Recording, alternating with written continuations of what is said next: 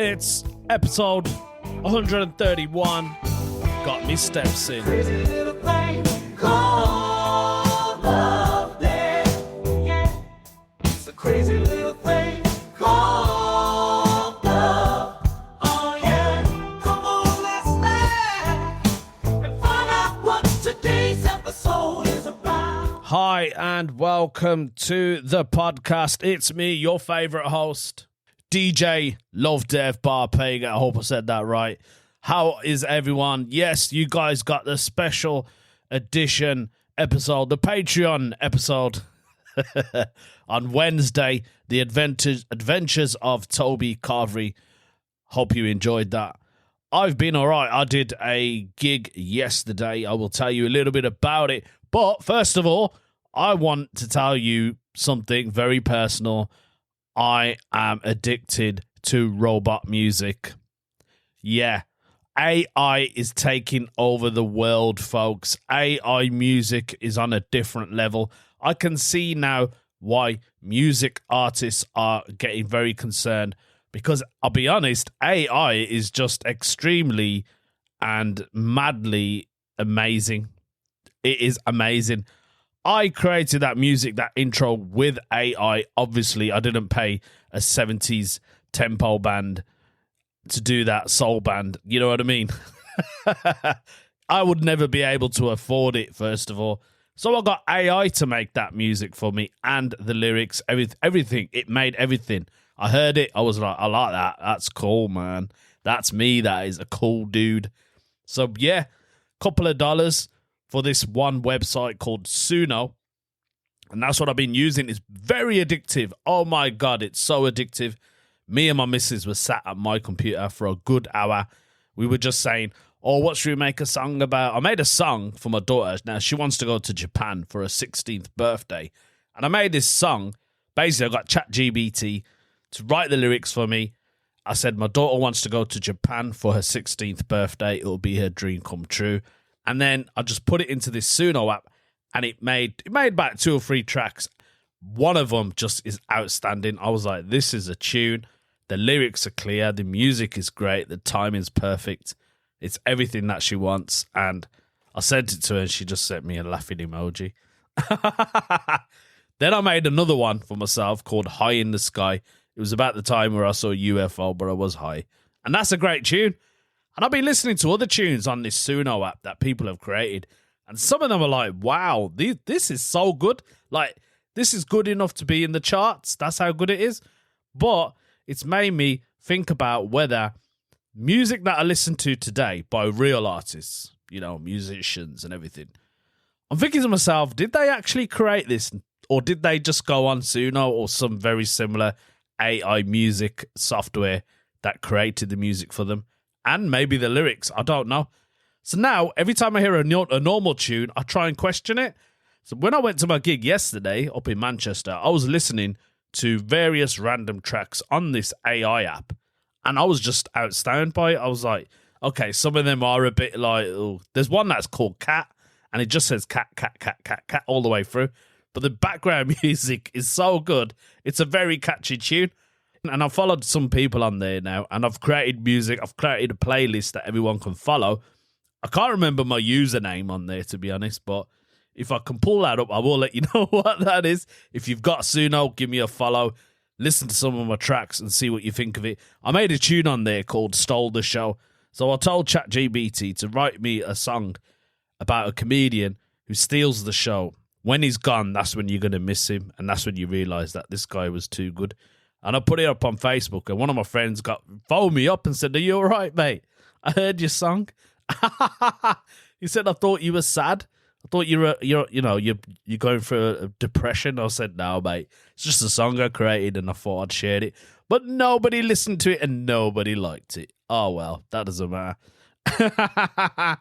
Anyway, talking about things liking, shall we do a Ask the UK? I'll tell you what, this Ask the UK question is a little bit bizarre because there isn't an actual question. It's a picture that somebody has put up on the Reddit forum, and that's the UK. I'm going to explain it, right, first of all. It's been posted by somebody called Ergiogive. What he's done is, he hasn't asked an actual question. But he kind of has. Right, he's put down, what does this mean? And there's a picture there. I'll explain the picture to you. It's a picture of a car window screen. On it, when you look at it, you presume it's a parking ticket. It's not actual parking ticket. Someone has put a cheese slice on his windscreen. It's still in the wrapper. If you saw that from a distance, you'd think, oh my God, I've got a parking ticket. Well, then when you walk up to it, you'll think, oh no, it's a cheese slice. Oh, that's all right then. Check the date on it. Should be all right for your sandwich. I don't know whether somebody's pranked him or trying to scare him, maybe a bit of both. But I've never seen that, and I think that's a great prank if it is one. He's put down, someone left a slice of cheese under my wiper. Got scared. It's a parking ticket. I don't even know how to answer that. Maybe they're trying to tell you something, mate. Maybe you're not a fan of cheese. My daughter doesn't like cheese. Maybe you're not a fan. Someone's trying to get you to eat cheese. First of all, what kind of cheese is it? Is it Aldi cheese? Is it proper Dairy Lee? I don't know. It could be either. A cheese slice. I thought I'd pick a great Ask the UK, but no. I just seen this picture and I thought, this is perfect. Some people have put down, it's a parking ticket. They must have run out of paper. So they wrote the ticket on the cheese. That's hilarious. Now, this is funny. Somebody's put down, that's crafty. That's clever. I like that. That's a good joke. How dairy. Okay, all the puns are coming out. This is a cheesy joke. Another one's put, not very mature at all. But it aged well. Oh, God, this is funny. There's not really much to say on that subject, to be honest. There's not, is there? Oh, God, I don't know what to say to you, mate. It's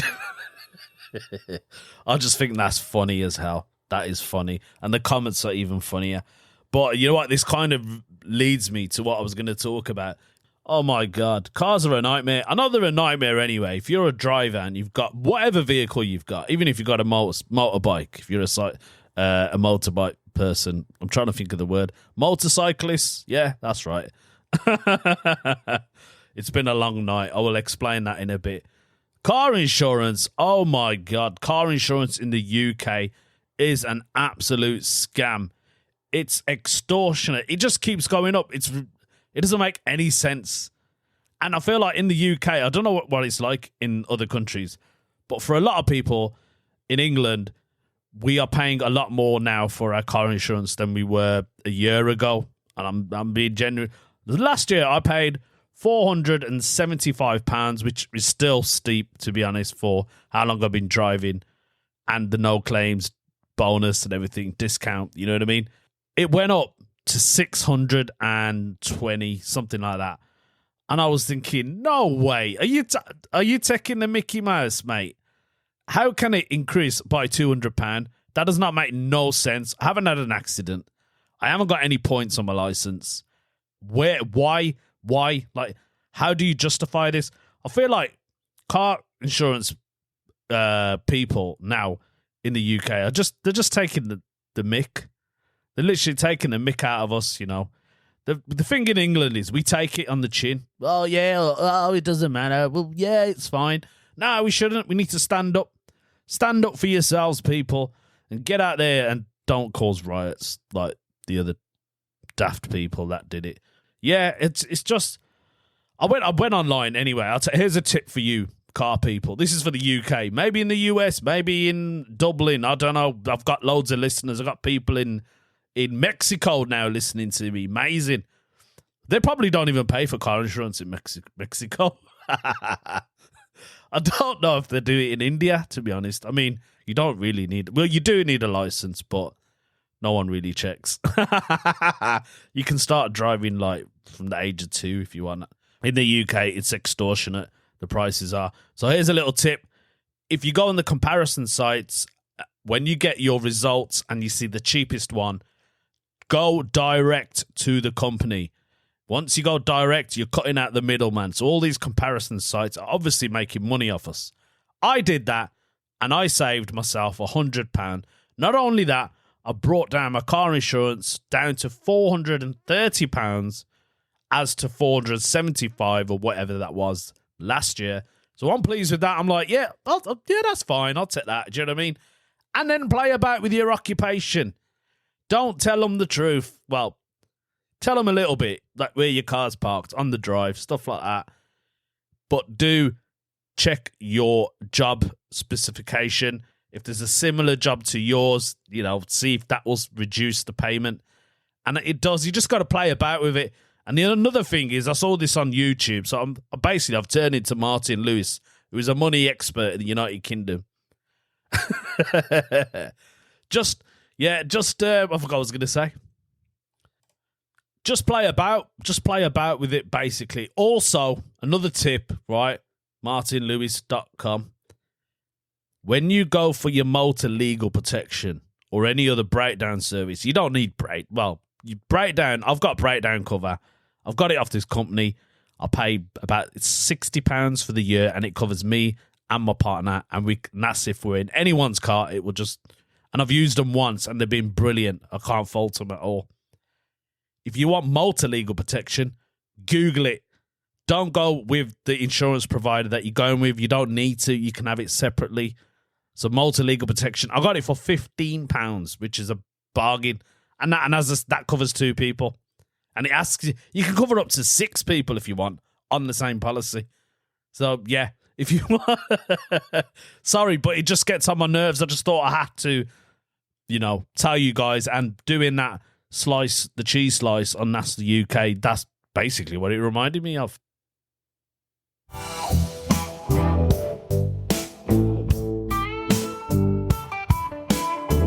Right, let's move on with the podcast and stop playing the other music. I know, I'm going to keep doing that, aren't I? It's just going to happen. There's no way I can stop my sausage fingers. I've got sausage fingers, folks. I might as well just tell you this now. My hands are massive. Like, they are proper, they're proper sausages. I mean, they're brown. They look like they're cooked. And you could easily nibble on them. I have got sausage fingers, unfortunately. I was going to say, I think it's time we move on from the cheese slice, because there was nothing to say about it. It was quick. It was swift. Yeah, it was what it was. Okay, we're going to move on and do a...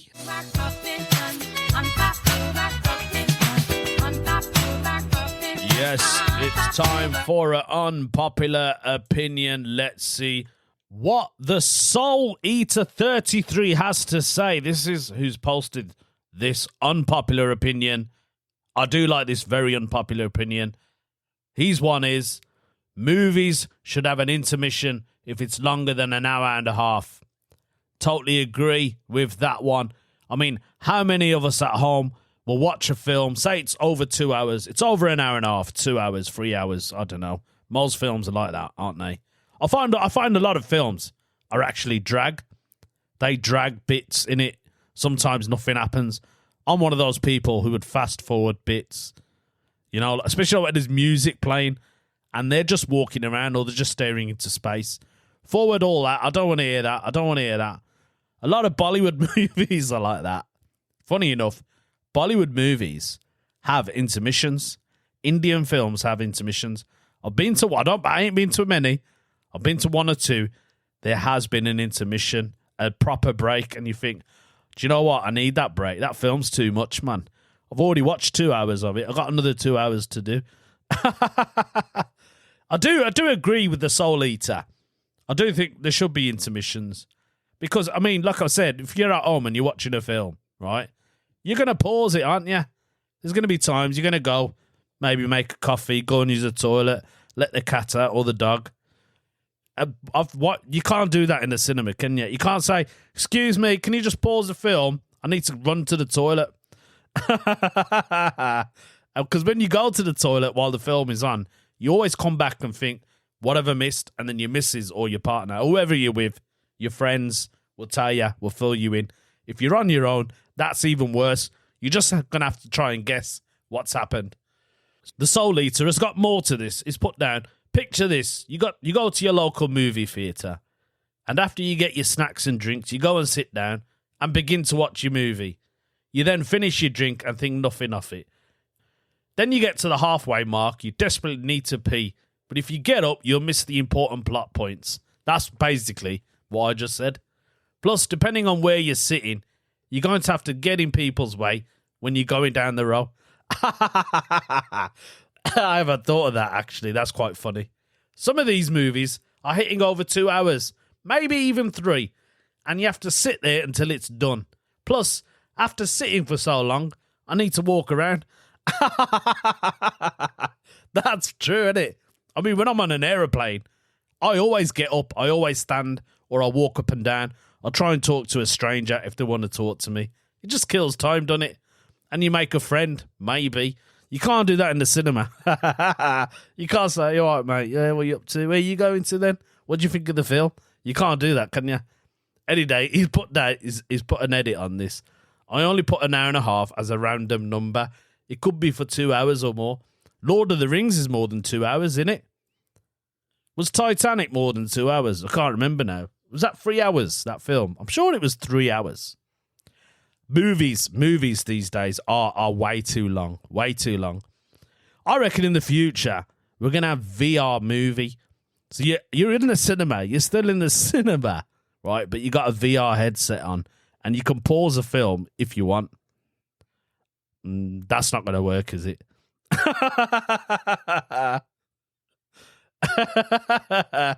Or maybe they should... Oh, wait, here's an idea. This will solve the problem. The one I mentioned is not going to... This will solve it. Where you're sitting, right, it's a seat and it's a toilet. So you can go freely whilst watching the movie. That sounds like something Larry David would come up with, edit from Curb Your Enthusiasm. By the way, which I am watching, and I absolutely love it. I'm so surprised I've never heard of it. I'm on season 10 now, I think it is. And it goes up to season 11, I believe. And I've watched it all the way through, and I think it's brilliant. And I think I really like Larry David. I know I'm going off topic now, but he's just reminded me of that. He's just a funny character that he always moans about things, but some of the things he talks about, you think, yeah, do you know what? You're kind of right. I like that. Why has anyone never mentioned this? This is actually quite funny. My missus hates it. She goes, oh, you're not watching this guy again. He's so annoying. I go, that's the whole point. This is what it's about. It's just about a bloke. Obviously, he's not a real person. Larry David is real, but I don't know whether Larry David is actually like that. I don't know. I think I solved this one, Soul Eater. Let's just turn the cinema seats into toilets.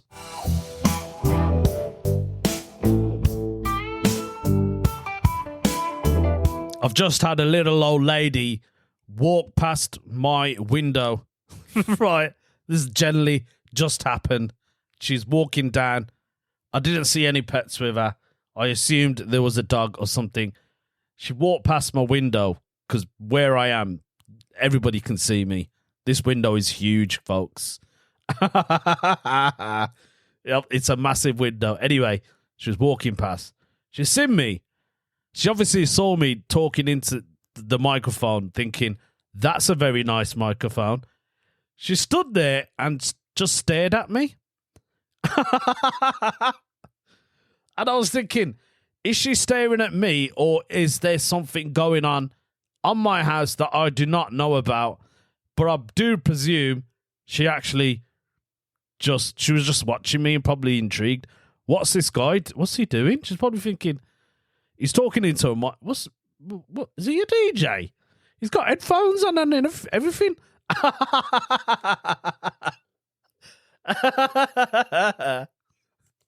She probably thinks, this guy's an idiot. I'll be honest. I am an idiot. I'll tell you what happened to me yesterday. I was going to tell you guys something and I just remembered. So yesterday I was gigging in Manchester, right?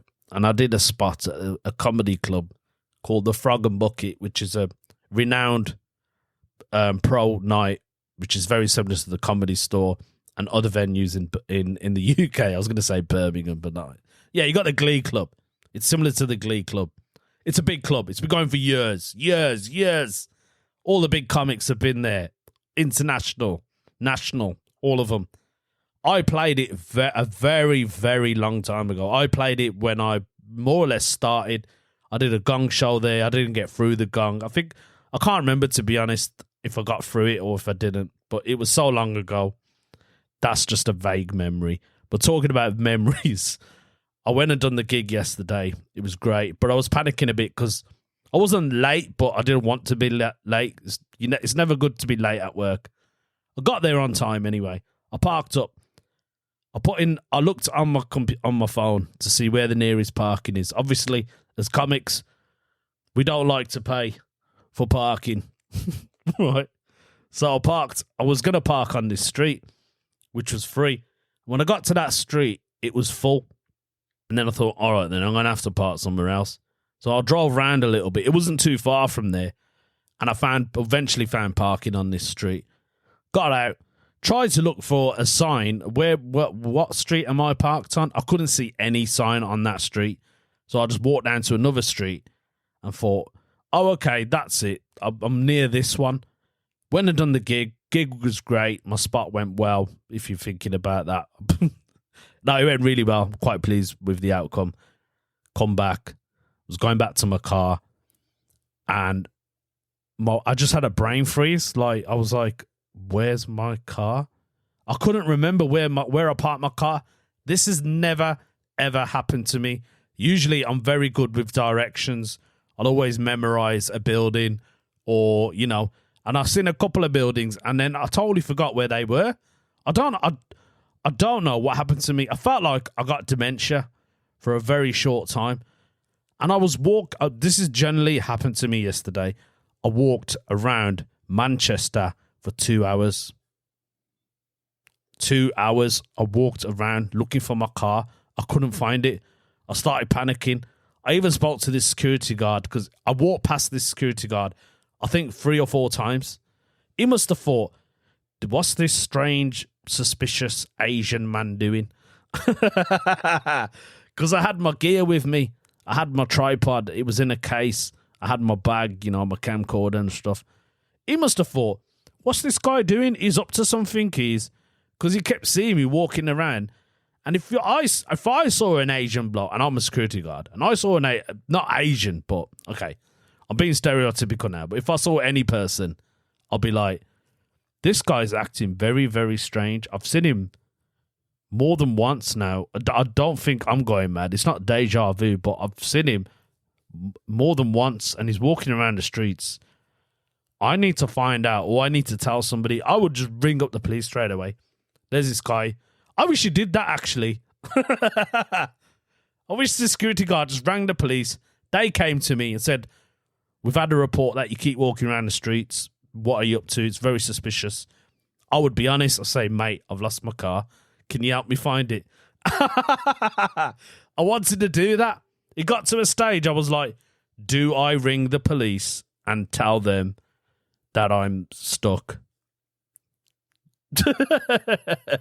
That I don't know what to do. I don't know how to find my car. Do you know how bad it got? I actually called an Uber. I got the Uber driver to take me to the Frog and Bucket, and I said, right, take me to the Frog and Bucket, and then from there we'll go and try and find my car, and I think I'll try and remember it. I got, all I want you to do is go in this vague area, which I knew it was around that area. We'll drive around the streets, and if I see it, happy days. So we did that. And then eventually he looked at me and he went, mate, I can't go anymore. I was like, what? We didn't find the car by then. And he said, Uber's going to start asking me questions. Why do you keep driving around in circles?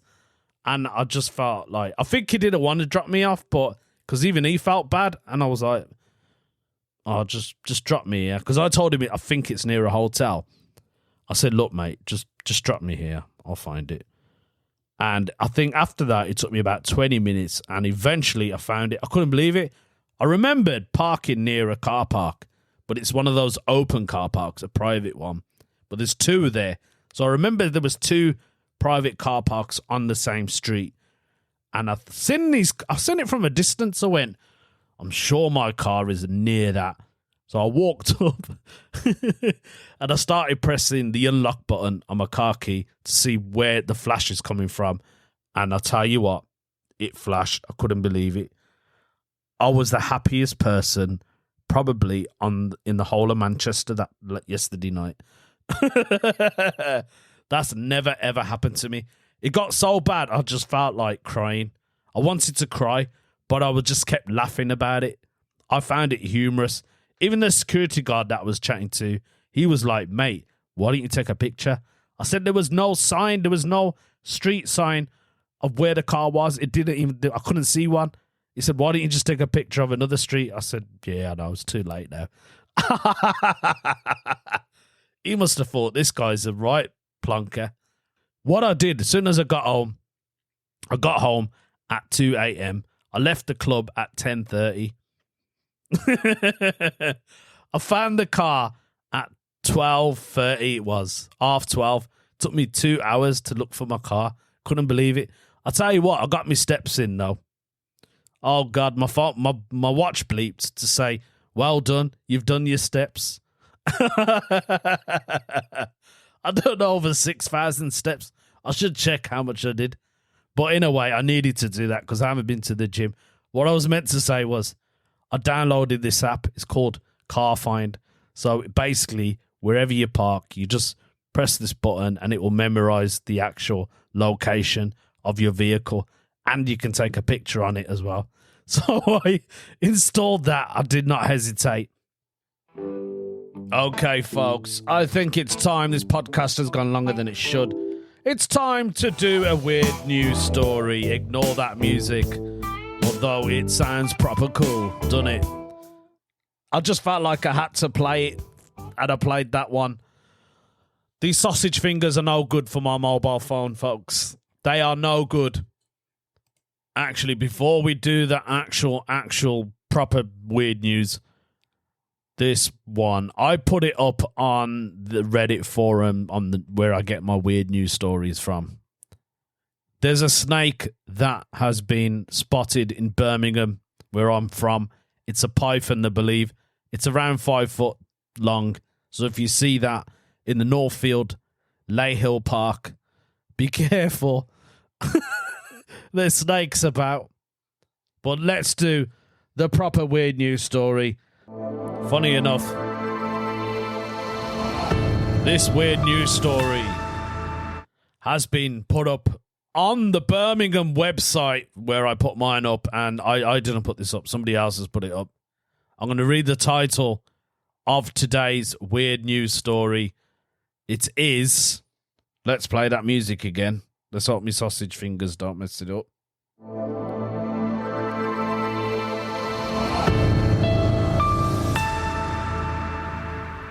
Dad died after falling off a bike when 2 fighting cats got caught in its wheels. Awful. Awful. Now, his name's Chris Reeves.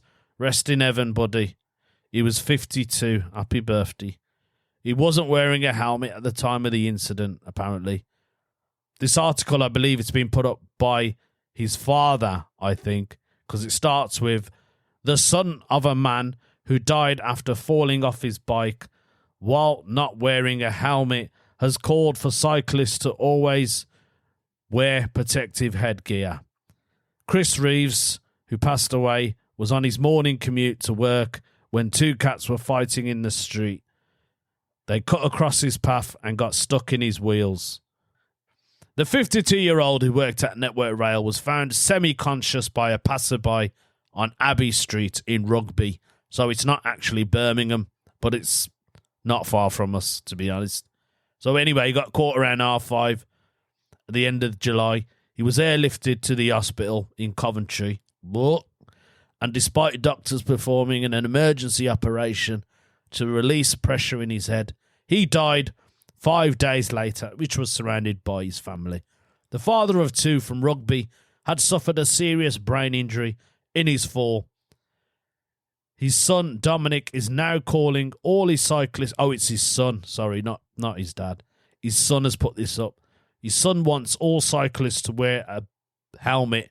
The 20-year-old described the freak accident, that's very freak, and unimaginably unfair, and said his father was a big, soft, friendly giant who deserved the best. Dominic, who was studying video game design, he was actually studying in Birmingham City University. He was only 5 minutes away from work. He nearly got there, and you never think anything like this is going to happen to you. That's true. Just like how I lost my car. Never thought it would happen, but it did. It's tough to say because I want my dad back. Bless him. But his injuries could have been lessened or could have been completely fine if he wasn't wearing a helmet. So there's CCTV footage apparently of the incident, which is across... There was a garage that took this. So Chris, he had come off his bike. There was these two cats fighting in the street and they cut his path, and it must have startled him as he came around the corner, and they were basically right in front of him. One went under the front tyre, and unfortunately the other one went under the back tyre. Oh my God. Somehow he came off his bike and sustained a really bad brain injury. Chris was sedated. He was taken to ambulance to a nearby field. He was airlifted to Walsgrave Hospital, as I said, in Coventry. His son remembers visiting his dad before the accident. He said, the last time I saw him was on Monday when I went round to help him with some stuff. He said, we watched Blackadder back and forth, and then I hugged him as usual. But you never expect that you're not going to see your father again. Oh, God, this is awful.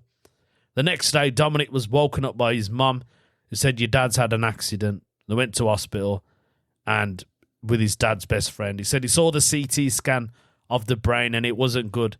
His dad went under an emergency operation to pursue on his brain to see. There was signs of improvement, but unfortunately, by the end of the week, his dad passed away. I'm not going to read too much more because it's quite a tragic story, really. Basically, the weird news story is you just never know what's going to happen to you.